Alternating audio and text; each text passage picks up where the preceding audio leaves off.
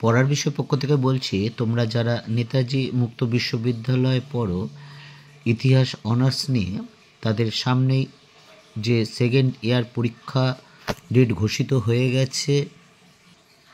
বিশ্ববিদ্যালয় কর্তৃপক্ষ তোমাদের যে ইউজির রুটিন সেটা দিয়ে দিয়েছে। তোমাদের এই CC7 অর্থাৎ সেকেন্ড ইয়ার হিস্ট্রি অনার্স CCHI7-এর পরীক্ষার ডেট হচ্ছে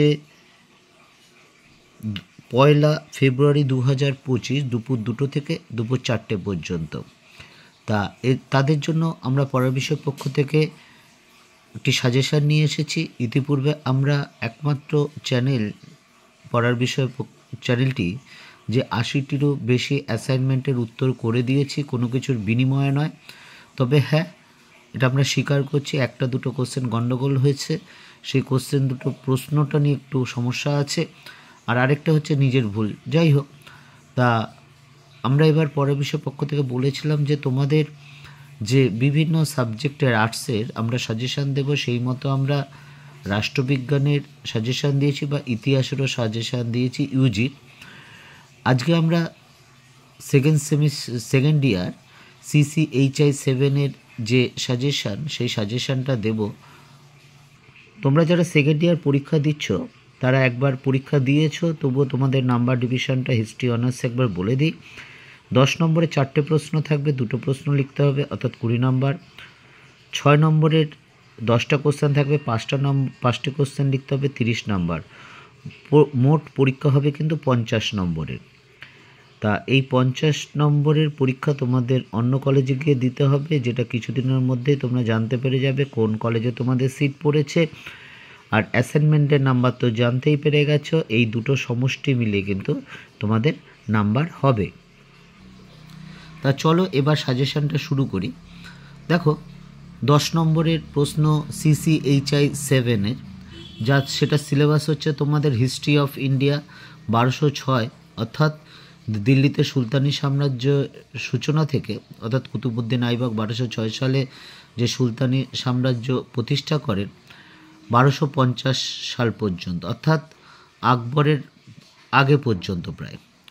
যাই হোক, আমরা 10 নম্বরের প্রশ্নটা শুরু করছি। প্রথম প্রশ্ন দেখো, ইলতুৎমিশকে কি সুলতানি সাম্রাজ্যের প্রকৃত প্রতিষ্ঠাতা বলা যায়? এটা খুব গুরুত্বপূর্ণ প্রশ্ন। দেখো, 3টে স্টার দিয়েছি, যেগুলো 3টে স্টার আছে খুব গুরুত্বপূর্ণ, খুবই ভালো করে পড়বে। 2 নম্বর হচ্ছে দিল্লির সুলতানি সংগঠনে বর্মনের ভূমিকা আলোচনা করো। 3 নম্বর আলাউদ্দিন খলজির অর্থনৈতিক সংস্কার আলোচনা করো। 4 বাংলার ইতিহাসে ইলিয়াস শাহী বংশের অবদান আলোচনা করো। 5 নম্বর মোহাম্মদ বিন তুগলকের নীতিগুলির মূল্যায়ন করো। এই প্রথম 5টা প্রশ্ন খুব ভালো করে পড়বে এবং যারা পারবে লিখে প্র্যাকটিস করবে কিন্তু নোটগুলো।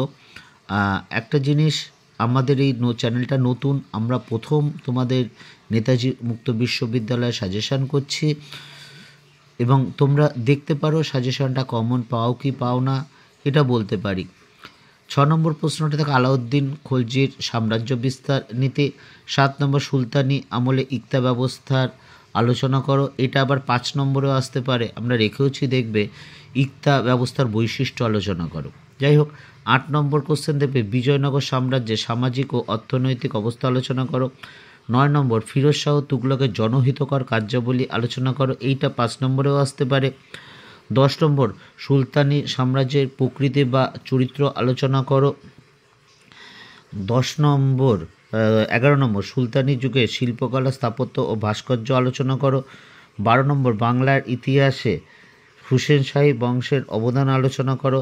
এবং লাস্ট কোশ্চেন সুফিবাদ সম্পর্কে আলোচনা করো। এই কোশ্চেনগুলো কিন্তু তোমরা খুব ভালো করে পড়ে যাও। আমরা পড়ার বিষয় পক্ষ থেকে কখনোই বলি না যে তোমাদের যে 10 নম্বরে 4টে প্রশ্ন আসবে সেই 4টে প্রশ্নই কমন পাবে। আমাদের প্রথম উদ্দেশ্য এবং একমাত্র উদ্দেশ্য প্রথম উদ্দেশ্য যে তোমাদের যে 10 নম্বরে 2টো লিখতে হবে 4টের মধ্যে, সেই 2টো কমন আনা। কাজেই আশা করি এই 13টা প্রশ্ন যদি পড়ে যাও তোমরা 2টো আশা করি অবশ্যই কমন পাবে। এবং যারা সময় পাও তারা একটু লিখে প্র্যাকটিস করবে নোটগুলো। আর নোটগুলো কিন্তু আত্মস্থ করবে, অর্থাৎ বুঝে মুখস্থ করবে। চোখ কান বন্ধ করে মুখস্থ করলে কিন্তু হবে না। আমাদের শিক্ষার্থীরা প্রায় গণ্ডগোল করে, দেখি তারা মুখস্থ করতে চায়, এটাই কিন্তু ভুল করে। আমাদের মনে হয় দীর্ঘ অভিজ্ঞতা 23-24 বছর শিক্ষকতার অভিজ্ঞতা থেকে দেখেছি, কাজে পরীক্ষার হলে কিন্তু ভুলে যায় বা গার্ড দেওয়ার সময় দেখতে পারি যে অনেক শিক্ষার্থী কিন্তু বসে আছে।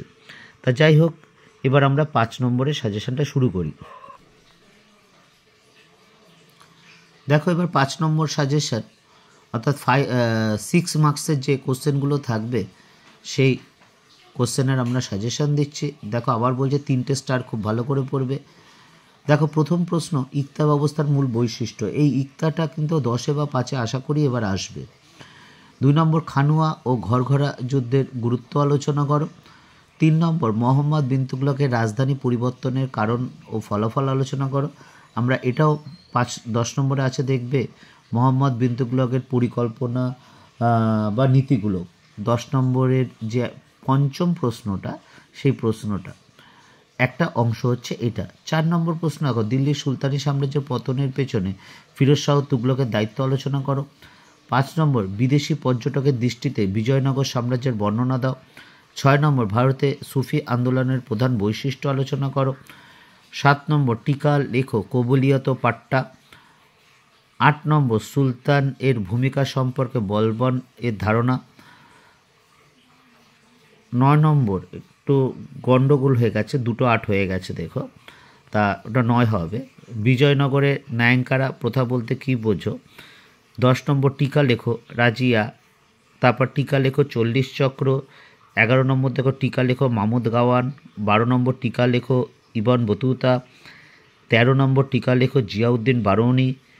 14 নম্বর, টিকা লেখো সুলতানদের সাথে উলেমাদের সম্পর্ক আলোচনা করো। এবং লাস্ট কোশ্চেন দেখো, টিকা লেখো চৈতন্যদেব বা নানক। এই 15-16টি কোশ্চেন তোমরা খুব ভালো করে পড়ে যেও। 3টে স্টার যেগুলো আছে সেগুলো আগে ভালো করে পড়ো, তারপর 2টো স্টার, তারপর 1টা স্টার। আবার একই কথা বলছি, আমাদের কিন্তু উদ্দেশ্য তোমাদের 10টা কোশ্চেন কমন আনা নয়, মিনিমাম 5টা কোশ্চেন কমন আনা। এটাই কিন্তু আমাদের প্রাথমিক টার্গেট বা উদ্দেশ্য। তা আমরা চেষ্টা করেছি, আমরা কয়েকজন শিক্ষক শিক্ষিকা মিলে, আমার ব্যক্তিগত 23-24 বছরের অভিজ্ঞতা, এরা আমার থেকে অনেক সিনিয়র আছেন, দাদা দিদি যারা আছেন, বা আমার জুনিয়রও কিছু ভাই বোন আছে, আবার বন্ধুরাও আছে যারা বিভিন্ন স্কুল কলেজের সাথে যুক্ত, তারা মিলেই কিন্তু এটা ঠিক করা। তা যদি তোমাদের ভালো লাগে বা উপকৃত হয় তাহলে অবশ্যই আমাদের জানিও, তাহলেই তোমরা চ্যানেলটাকে লাইক করবে বা সাবস্ক্রাইব করবে এবং বেল আইকন টিপে রাখবে।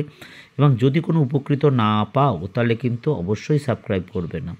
এবং আমরা যেমন অ্যাসাইনমেন্টের উত্তর দিয়ে দিয়েছি, পরের বারও দেব, আর বাকি সাবজেক্টগুলো যতটা সম্ভব সাজেশান দিয়ে দেব, কোনো কিছুর বিনিময় নয়, সম্পূর্ণ কিন্তু আমাদের চ্যানেলের মাধ্যমে।